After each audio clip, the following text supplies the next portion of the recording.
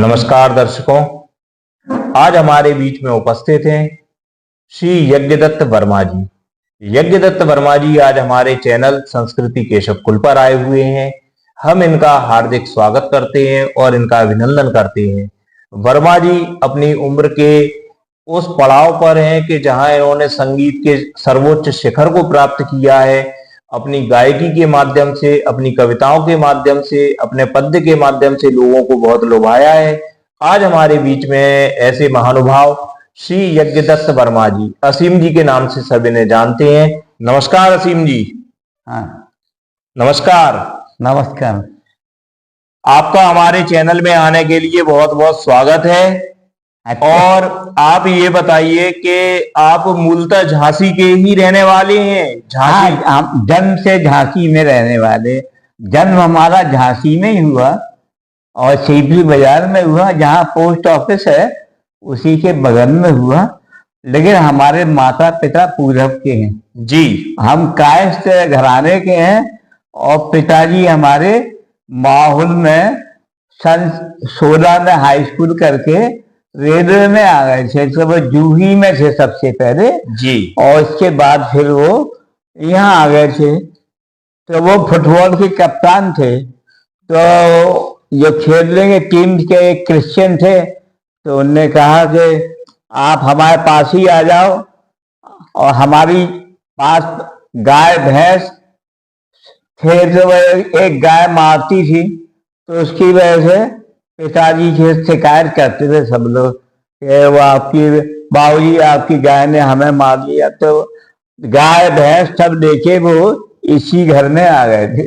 अच्छा। जी। तो आपसे हम जानना चाहते हैं कि आप सेवानिवृत्त हुए तो आप कहाँ, किस विभाग में आप थे, कहाँ से आप सेवानिवृत्त हुए? जी जी जी जी ऐसा है, मैं तो मध्य प्रदेश में शुरू से रहा। पहले व्याख्याता रहा, फिर प्रिंसिपल हो गया। मुझे प्राइवेट कॉलेज पसंद नहीं था क्योंकि उसमें मैनेजमेंट को साधना पड़ता था, इसलिए हम मध्य प्रदेश में चले गए और पासी में रहे, दतिया में रहे, कभी बसई में रहे, बालाजी जी में रहे, कभी ग्वालियर में रहे, कभी सागर में रहे। सागर में देखे ना, इधर ही उधर घूमते रहे। और हम प्राचार्य के पद से रिटायर हुए।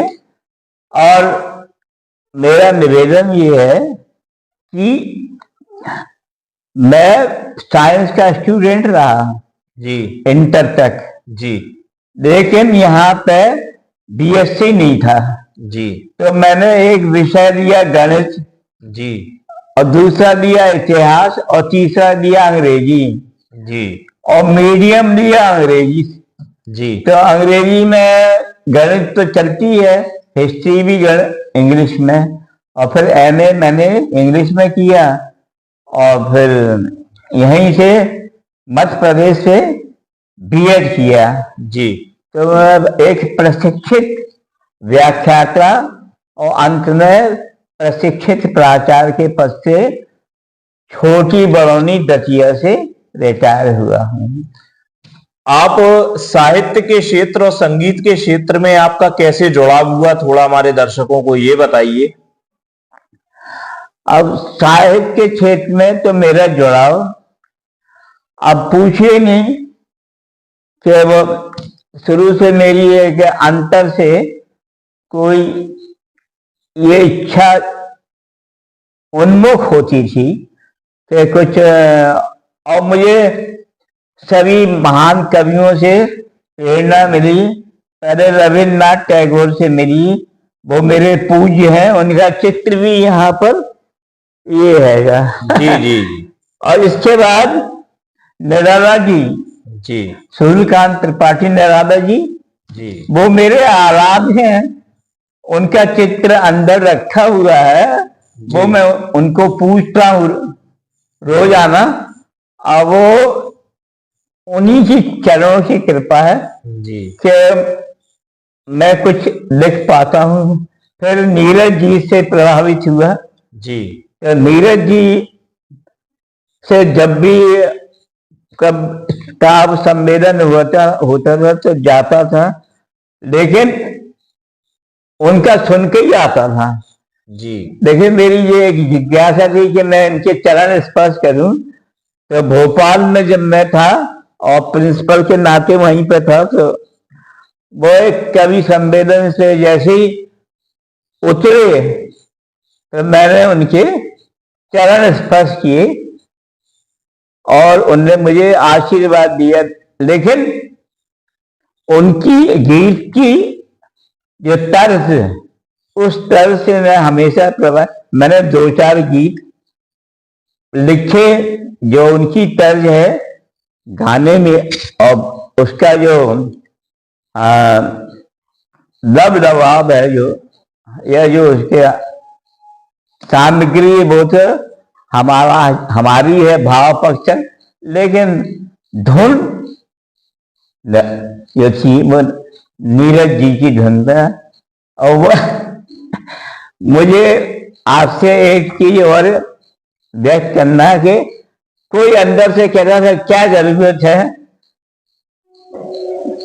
तुमने हमें चाह लिया है, अब तो इधर कहाँ काव्य क्षेत्र में कहाँ जाओगे इधर उधर। लेकिन बाद में अनुमति दी तो पहली पुस्तक जिसका विमोचन अभी हुआ है, ये प्रकाशित हुई है ये, और ये सबके सहयोग से हुई है। मेरे मदन मानव मेरे दोस्त थे, और ये अरमान तिवारी शायर वो मेरे छोटे भाई की तरह से थे, और बहुत से लोगों ने कहा कि आप एक पुस्तक तो कम से कम प्रकाशित करवाइए। तो उन सब की वजह से, उनकी कहने से, उनकी प्रेरणा से, उनकी बात को रखने के खातिर ये किताब इस उम्र में 85 साल की उम्र में ये प्रथम पुस्तक प्रकाशित हुई है। आप ने बहुत कुछ, आपकी गायकी बहुत अच्छी है, तो आप कुछ सुनाना चाहेंगे?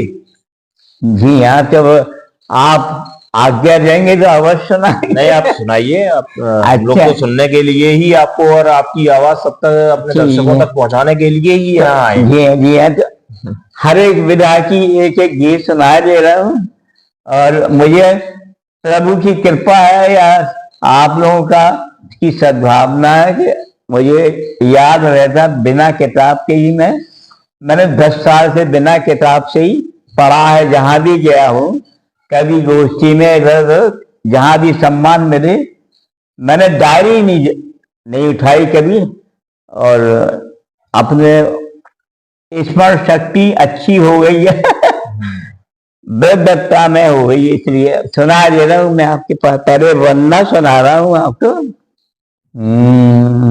सुनिए। तुषार दे अतुलित वर दे,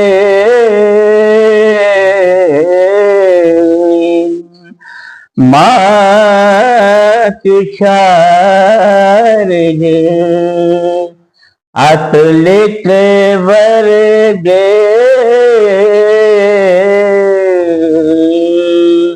अंतर मम निर्जन निर्झर में,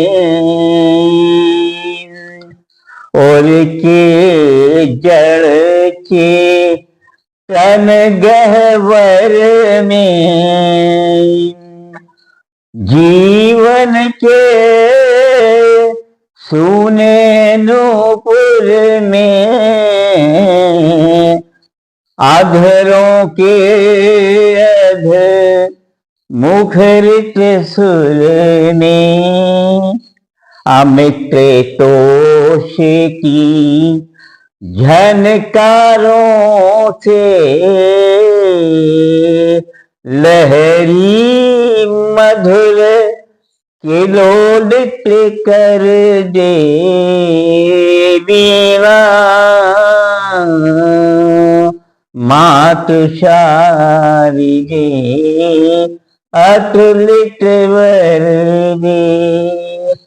कवि के कोमल करुण काव्य में गायक के सुर सरस साध्य में। ज्ञानी के गंभीर शोध में, ध्यानी के उत्कृष्ट बोध में। देश भक्ति की अमर बर्तिका, भव्य भारती ज्योतित कर दे। मातु शारदे अतुलित वरदे। इंद्रधनुष के सप्तरंग सा, मानव तंत्र यह जल तरंग सा। उच्छ्वासों का प्रखर ज्वार यह, मन विराट हिम गिर उभार सा। धवल हंस के शुभ्र पुंज सा, नट लघु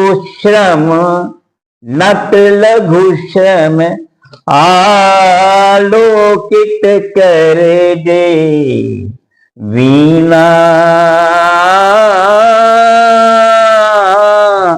वादनी अतुलित वरदे।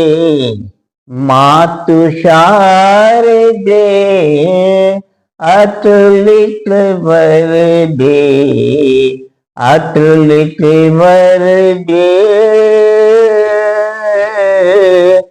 अतुलित वरदे। बहुत सुंदर आपने वाणी वंदना सुनाई और अपने मधुर कंठ से जो हमारे दर्शकों को सुनाया है। निश्चित रूप से शास्त्रीय संगीत पे आपकी बहुत अच्छी पकड़ रही है। शास्त्रीय संगीत, आप किसके प्रभाव में आके आपने शास्त्रीय संगीत सीखना शुरू किया? वो मेरे घर पे पूज्य उस्ताद आदिल खां आते थे। वो हमारे पिताजी के साथ भी जहां जहां शादियां हुई, कार्यक्रम हुआ, तो हमारे पिताजी ले जाते थे उन्हें। और बड़े भाई साहब आए, उनका चित्र यहीं पे है, ओम प्रकाश वर्मा। उनने शास्त्रीय संगीत में BA म्यूजिक किया था और वो उस्ताद से हर इतवार को ललितपुर से आते थे। और एक ब्रिगेडियर की वाइफ भी यहाँ पे आती थी और उस्ताद आदिल खां उन लोगों को सिखाते थे।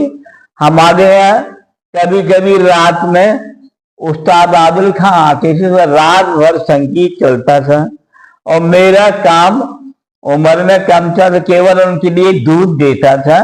वो दूध 2 लीटर उनके लिए रखा रहता था। 2 शेर उस समय चलती है।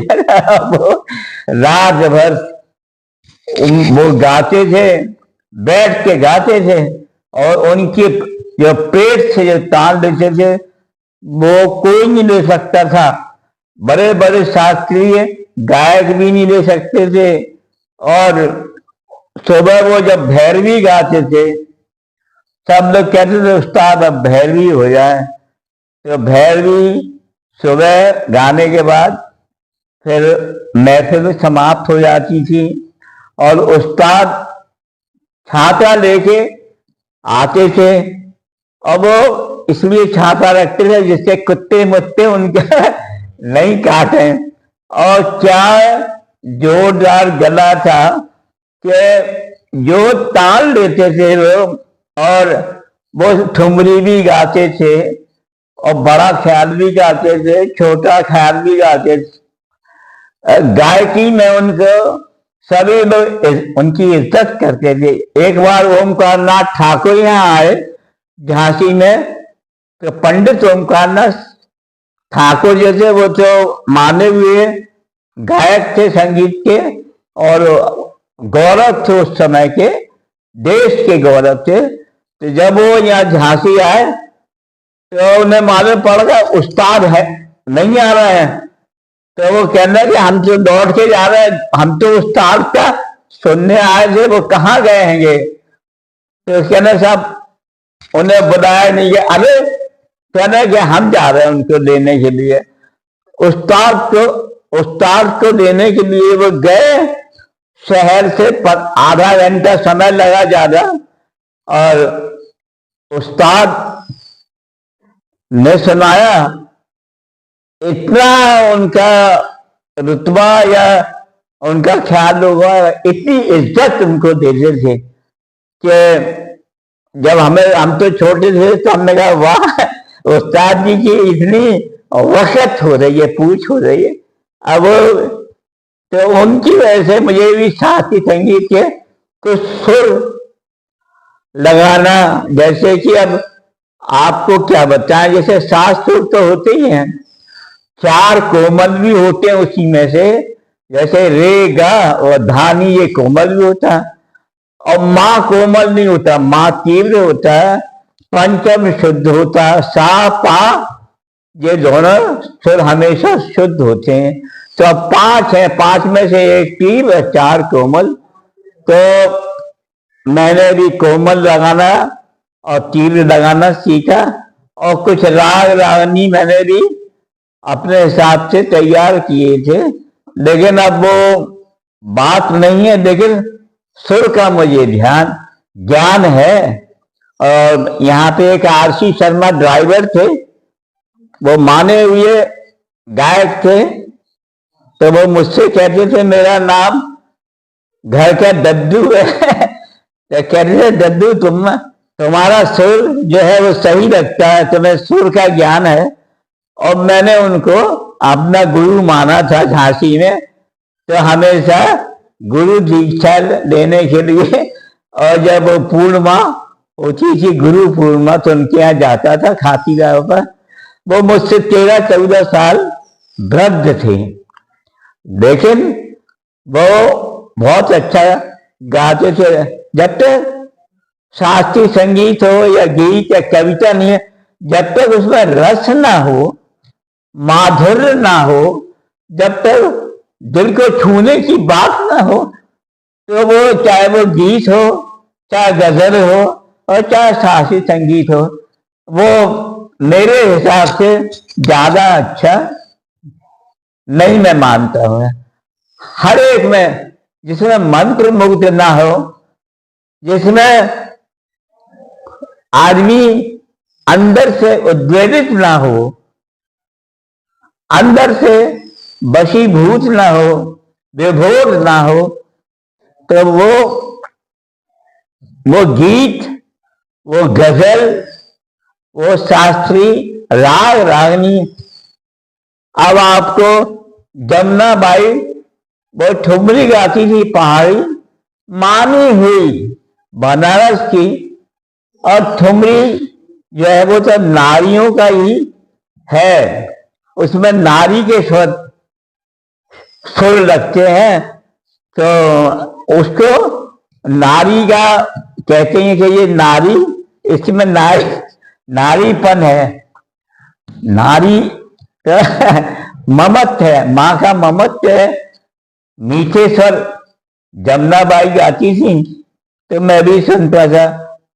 वैसे हम लोग नहीं गा सकते, मर्द लोग जो है यानी कि मेल गायक उसको ठुमरी को अच्छी तरह से नहीं गा सकते।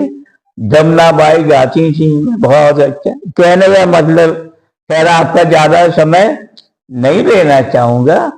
मेरी जो अनुभूति है या मेरा जो कथन वो यही है कि जिससे श्रोतागण उद्वेलित ना हो, प्रभावित ना हो, और या उसका सुख ना मिल पाए, तो वो मेरी नजर में वो गीत गजल या शास्त्रीय राग रागनी ज्यादा अच्छे नहीं मैं समझता। अच्छा, कुछ सुनाना चाहेंगे आप? इसके अलावा कोई अपनी और कोई प्रस्तुति जो आपकी है वो आप जी हाँ सुनाइए। जी हाँ। जी देखिए मैं थोड़ा थोड़ा सबका सुनाऊंगा जी और आप सुनिए।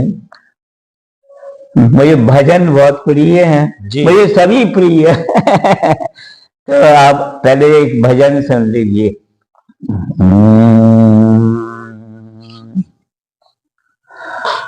तो मेरी ही गुण गाऊं, तुम्हारे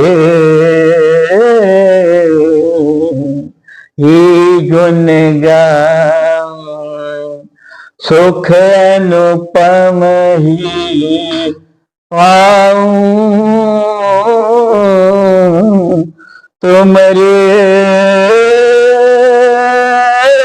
ही गुण गाऊं, सुर की साधना ओम स्वरूपा लगति ताल आनंद स्वरूपा, ब्रह्मनाद जुड़ जाऊं,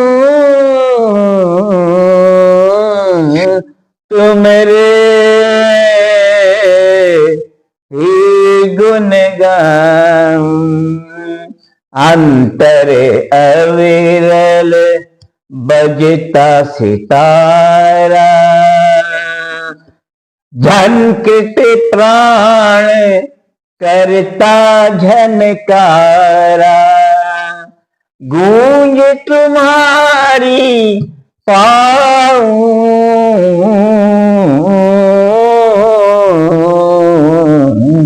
तुम्हारे ही गुण गाऊं, काव्य कलित कल कुंज में उतरूं सुधा, काव्य कलित कल कुंज में उतरूं सुधा सिंधु संगीत ने उतरूं, काव्य कलित कल कुंज में विचरूं सुधा सिंधु संगीत में उतरूं, अनहद गुंजन पाऊं, अनहद गुंजन पाऊं, तुम्हारे ही गुण गाऊं, अंजलि भर भर सुर रस पीता, आम्र सरस मधु रस में जीता, सुर की सृष्टि सजाऊं, तुम्हारे ही गुण गाऊं, प्रकृति सरस सुहावनी सुंदर, थिरकत खग मृग बल्लरी तरवर, थिरकत में बलि जाऊं, तुम्हारे ही गुण गाऊं, तुम्हारे ही गुण गाऊं, तुम्हारे ही गुण गाऊं। बहुत खूब असीम जी, आपने एक पुस्तक लिखी है और उस पुस्तक का विमोचन कुछ साल पहले हुआ, तो उस पुस्तक के बारे में बताइए, उसका शीर्षक क्या था और उस पुस्तक का कोई अगर भजन या गीत हो तो वो आप हमारे दर्शकों को दीजिए। देखिए मेरे घर आंगन में गौरैया आती जाती रहती हैं, और मैं पूर्ण निष्ठा से मेरा परिवार उनको चावल वावल देता है, और वो फुदक फुदक के इधर उधर आती जाती हैं ये। और जब चावल खत्म हो जाता तो मेरे सामने 5-6 चिड़िया आ जाती हैं, तो मैं समझ जाता हूँ कि चावल खत्म हो गया। तो जैसे ही मैं कहता हूँ अरे भाई चावल खत्म हो गया, तो बस उड़ के वहीं पे खिड़की के ऊपर है पत्थर, वहां पर चली जाती हैं और वो चावल मिल जाता है उन्हें। और वो मेरे लिए, मेरे जैसे घर के लोग हैं वैसी वो परिवार की हैं चिड़िया। तो इसलिए मैंने सोचा था कि मेरे जो मैं गीत की पुस्तक लिखूंगा उसका शीर्षक जो है गौरैया के ऊपर होगा, इसलिए मिलन गीत गौरैया गाती है। कोई गीत आप सुनाइए हमारे दर्शकों को। गौरैया का सुनाए कहिए तो। कोई सा भी आप अगर चाहें, या कोई आप अपना कोई रोमांटिक गाना या कोई। अच्छा रोमांटिक चल लीजिए आप। जी सुनाइए। चलिए रोमांटिक चल लीजिए। सजना अब ले चल डगरिया सुहानी, सजना अब ले चल डगरिया सुहानी, सांझ सुबह मनु हारी तोरी छैया, आती सौंधी उमरिया बितानी। हाँ सजना अब ले चल डगरिया सुहानी, सजना अब ले चल। दो पल ना बीते पिया पाते झरे से, दो पल ना बीते पिया पाते झरे से, कलियां सुकुमारी महकानी। हाँ कलियां सुकुमारी महकानी, सजना अब ले चल डगरिया सुहानी, सजना अब ले चल। नदिया सरोवर झरने और झीले, नदिया सरोवर झरने और झीले, घूंघटा की ओढ़नी उठानी। हाँ सजना अब ले चल डगरिया सुहानी, सजना अब ले चल। बदरा में छम छम जो नचती बिजुरिया, बदरा में छम छम जो नचती बिजुरिया, पग पग पायलिया खनकानी। हाँ पग पग पायलिया खनकानी, सजना अब ले चल डगरिया सुहानी, तन मन अधर नैन फूलों की बगिया, तन मन अधर नैन फूलों की बगिया, घनी प्रीत की बेल चढ़ानी। हाँ घनी प्रीत की बेल चढ़ानी, सजना अब ले चल डगरिया सुहानी।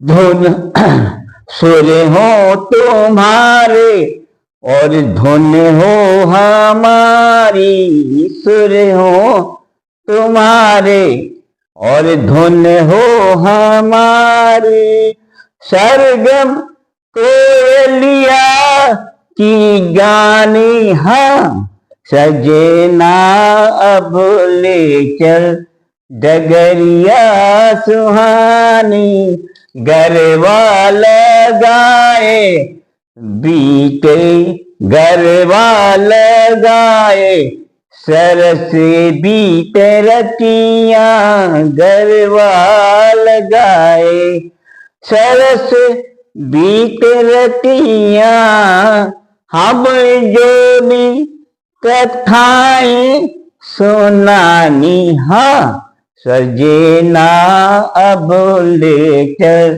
डगरिया सुहानी, हे प्राण पति प्राण बंधन प्रदेव, हे प्राण पति प्राण बंधन प्रणय देव, परिणता की डोली उठानी। हाँ परिणता की डोली उठानी, सजे ना अब लेकर डगरिया सुहानी, सजे ना अब ले चल डगरिया सुहानी। दर्शकों, आप देख रहे हैं हमारा चैनल संस्कृति केशव कुल। हमारे बीच में है श्री यज्ञदत्त वर्मा असीम जी। शास्त्रीय संगीत में बहुत अच्छी पकड़, सुरों का बहुत अच्छा ज्ञान। हम इनसे कुछ सीखने के लिए आए हैं और चाहते हैं कि इनकी जो कला है, इनका जो संगीत है वो आप तक सुनाई दे, आप तक पहुंचे। ऐसे वरिष्ठ संगीतकार आज हमारे बीच में मौजूद हैं। आपने काफी संगीत में समय दिया, काफी साहित्य में समय दिया, आपको कई पुरस्कारों से भी सम्मानित किया गया, कई कवि सम्मेलनों में आपने अपनी कविता का पाठ किया। तो कैसा आपको महसूस होता है जब आप कवि सम्मेलन या किसी गोष्ठी में आप जाते हैं तब? अब ये जो आपका बहुत क्लिष्ट प्रश्न है और इसका उत्तर देना भी मुझे जरा मुश्किल लग रहा है। मैं ऐसा है कि रोज उठ के ही प्रभु से कहता हूं कि जो कुछ भी आंशिक जो आपने मुझको दिया है गले के माध्यम से, गीत में, वो उसको आप और अच्छा कर दीजिए तो अच्छा है। तो नित्य विनती करता हूँ प्रभु से, शारदा माँ से, बड़े बड़े गायक से और आप लोगों से भी कि मैं कुछ आंशिक रूप से जुड़ा रहूं, कुछ श्रोताओं का आभार व्यक्त करता रहूं, सदा आभारी रहूं और जीवन के अंतिम क्षण तक। रविन्द्रनाथ टैगोर कहते थे मैं एक गाने वाली चिड़िया हूं, वही मैं भी एक चिड़िया हूं गाने वाली।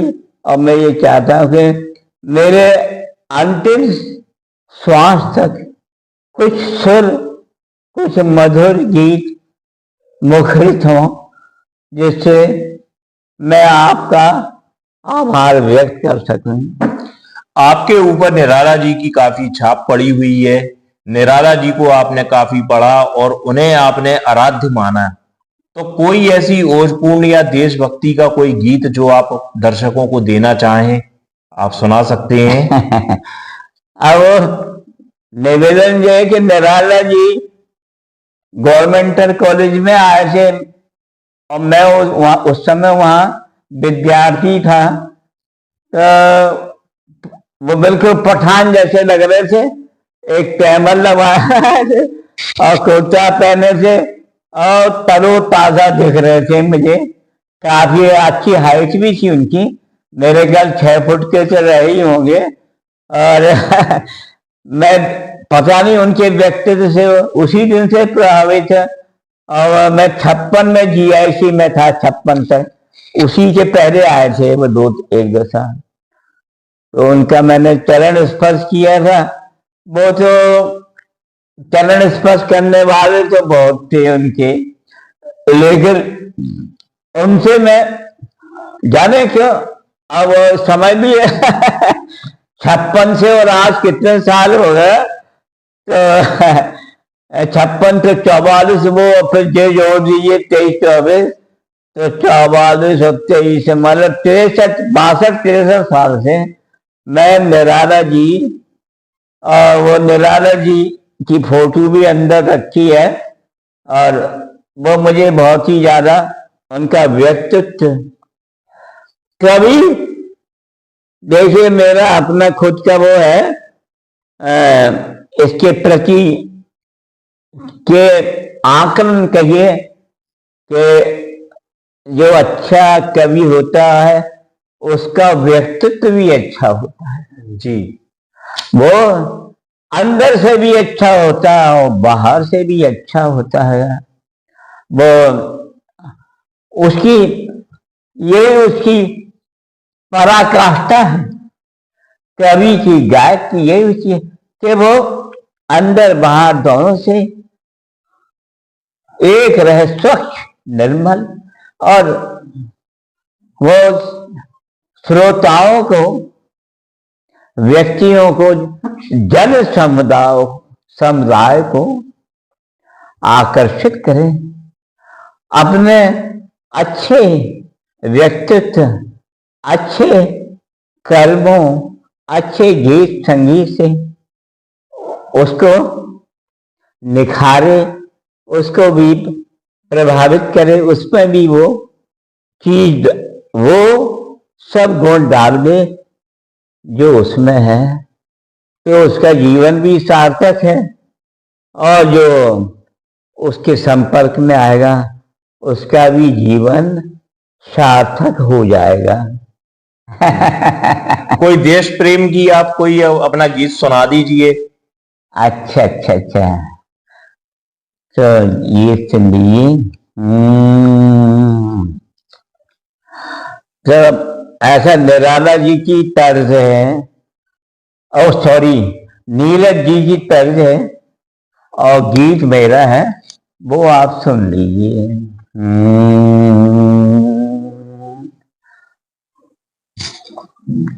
पलक झपक गई है तो,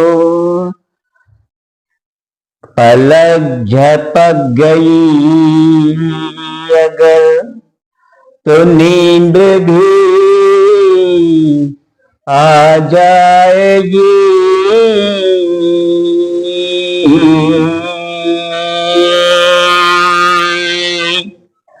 पलक झपक गई अगर, तो नींद भी आ जाएगी। आस बंध गई अगर, तो उम्र संवर जाएगी।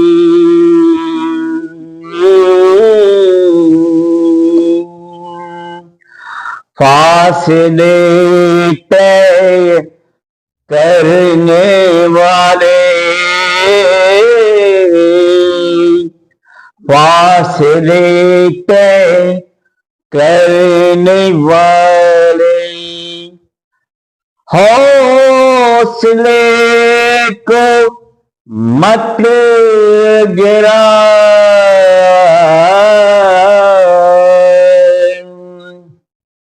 मुश्किलों के दौर में कुछ तो कमी आ जाएगी। पलक झपक गई अगर, तो नींद भी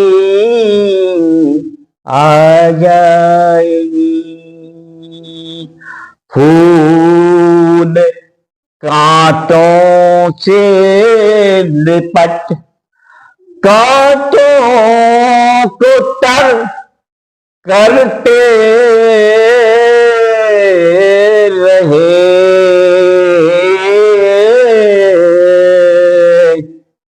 फूल कांटों से लिपट कांटों को तर करते रहे, चुभने वाले पाँव को कुछ तो नमी मिल जाएगी। पलक झपक गई अगर तो नींद भी आ जाएगी। ये गर्दिशों का दौर है, ये मीना गम के जाम का, ये गर्दिशों का दौर है, ये मीना गम के जाम का।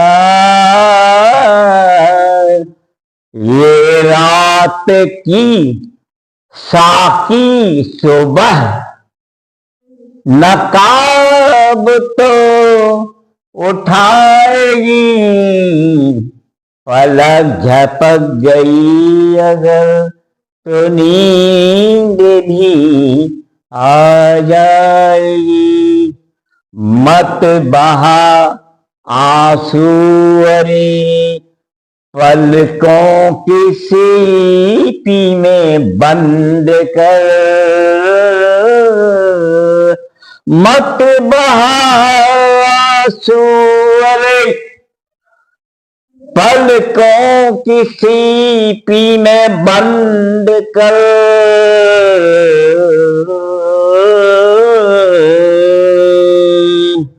वक्त आने पर यही मोटी लड़ी बन जाएगी।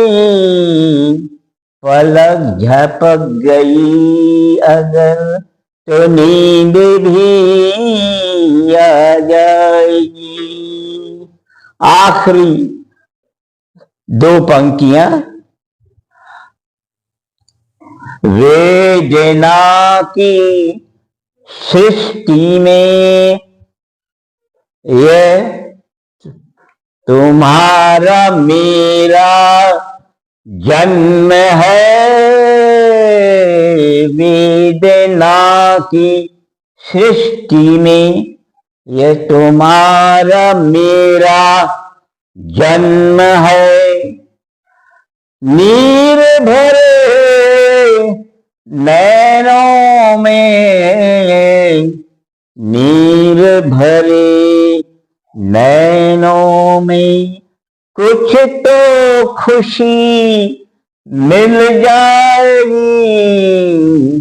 पलक झपक गई है तो, पलक झपक गई अगर तो नींद भी आ जाएगी।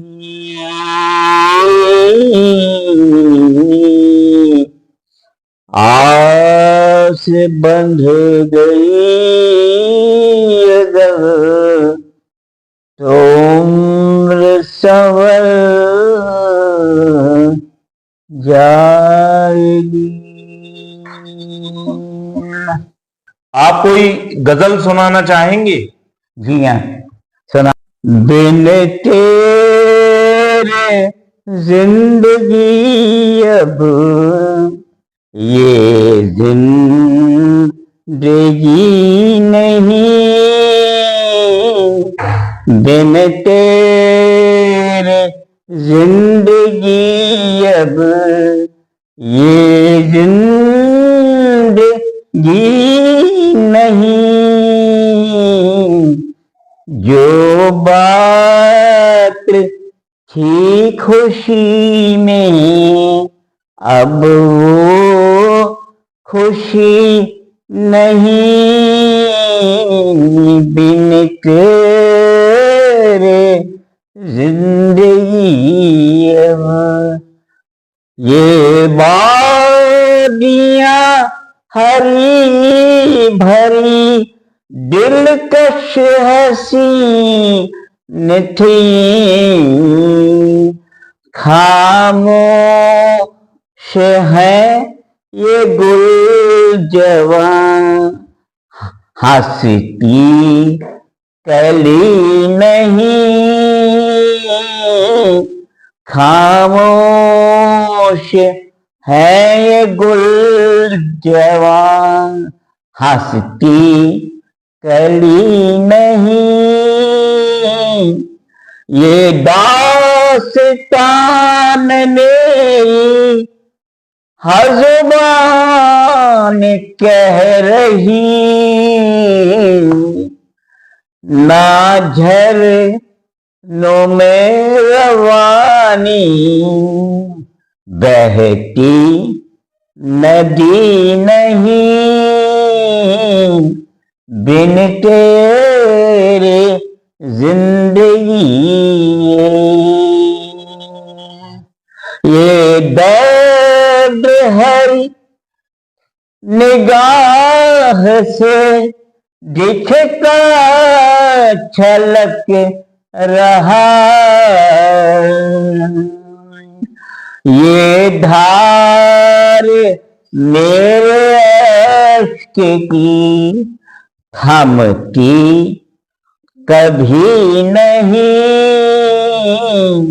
बिन तेरे जिंदगी अब मुद्दत हुई किसी ने जलाया था आशियां,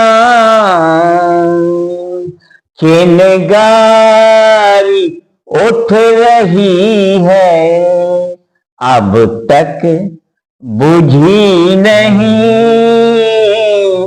चिंगारी उठ रही है अब तक बुझी नहीं,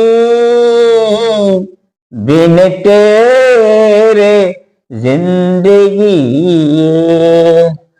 ये दाग मेरे सीने में नष्ट से चुभ रहे, ये दाग मेरे सीने में नष्ट से चुभ रहे, ये जख्म बेवफा के, ये जख्म बेवफा के भरते कभी नहीं, बिन तेरे जिंदगी अब ये जिंदगी नहीं, जो बात थी खुशी में अब वो खुशी नहीं। अब मक्ता का शेर हाजिर है आखिरी, उसमें मेरा तखल्लुस असीम, और ये असीम मेरे जो अरमान तिवारी थे और मदन मानव, इन्हीं ने कहा कि असीम जो है हिंदी में भी चलेगा और उर्दू में भी चलेगा, तो असीम मेरा तखल्लुस है। तो मक्ता का शेर हाजिर है। इस हाल में मुमकिन नहीं जीना असीम का, इस हाल में मुमकिन नहीं जीना असीम का, बीमारी उम्र भर की, बीमारी उम्र भर की जाती कभी नहीं, बीमारी उम्र भर की जाती कभी नहीं, बिन तेरे जिंदगी अब ये जिंदगी नहीं, जो बात थी खुशी में अब वो खुशी नहीं, अब वो खुशी